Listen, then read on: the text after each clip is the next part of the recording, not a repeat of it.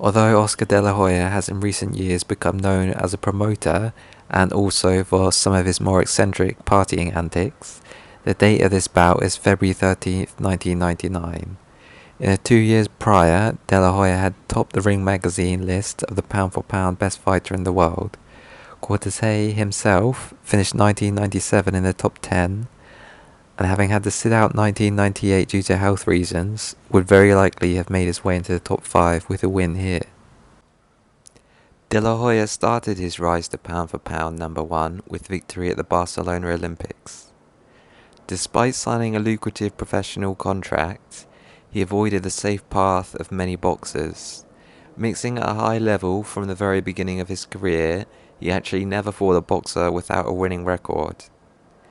To put that into perspective, if you contrast this with the UK boxing legend Prince Naseem, 9 out of his 10 first opponents did not have a winning record and had a combined 196 losses between them. In 1995, De La Hoya stormed to an impressive 18-0 record, unifying the lightweight title with a dominant display against Rafael Ruelas. He converted some of his detractors by taking fights such as a bout against Genaro Hernandez, who at the time was regarded as very much a high-risk, low-reward fight from a financial perspective, but from a sporting competition perspective and wanting to prove that you're the best, it was impressive that he would take this bout. In the bout itself, he showed a range of skills, as fighting for once as the shorter, albeit thicker man, he impressed with bobbing and weaving before breaking the nose of Hernandez with brutal left uppercuts. In 1996, De La Hoya furthered his ascent up the pound-for-pound rankings with a win over a faded Julio Cesar Chavez. He first opened up scar tissue with a jab and then broke his nose with a combination in the 4th. It wasn't, however, until De La Hoya's bout with Pernell Whitaker in April 1997 that he would take the number 1 spot in the pound-for-pound rankings, as he prevailed in a razor-thin decision. Like De La Hoya, Quartey was also an Olympian, although he achieved a slower, steadier rise at the boxing rankings, initially facing several opponents with losing records. He initially won the WBA title by beating Crisanto España. He furthered his reputation beating highly regarded Vince Phillips by stoppage. He entered the pound-for-pound top 10 argument with his win over Obakar by decision. Star-wise, De La Hoya is known as a boxer-puncher. He has shown a greater variety of skills than Quartey up to this point in time. Generally, though, he has relied on his feet as his primary form of defense in most of his bouts.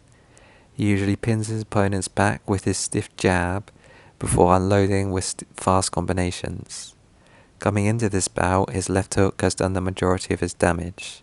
He tends to throw a straight right hand that rarely gets him into trouble in terms of counters, but also rarely does significant damage. It's usually thrown within the combination to set up the left hook.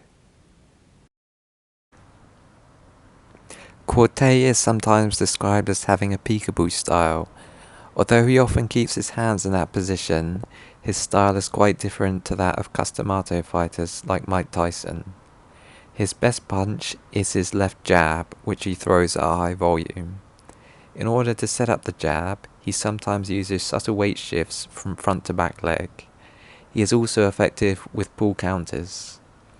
Whilst these weight shifts aren't conventional boxing technique, Quartey makes them work, and they are also known for being used by other good jabbers such as Muhammad Ali.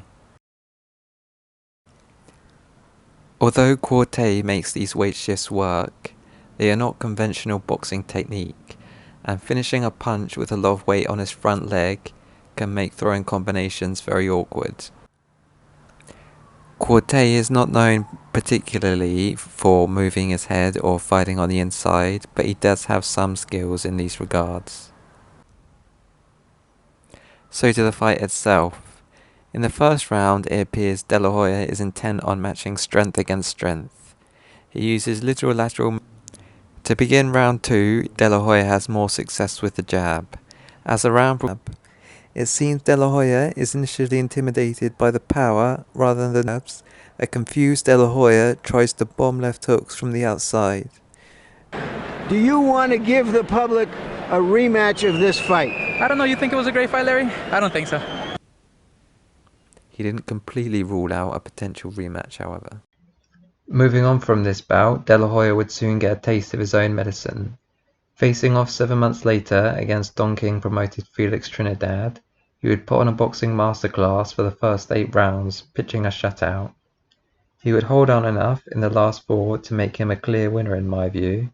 The official judges apparently saw differently, giving Trinidad the victory with some very bizarre round-by-round scoring.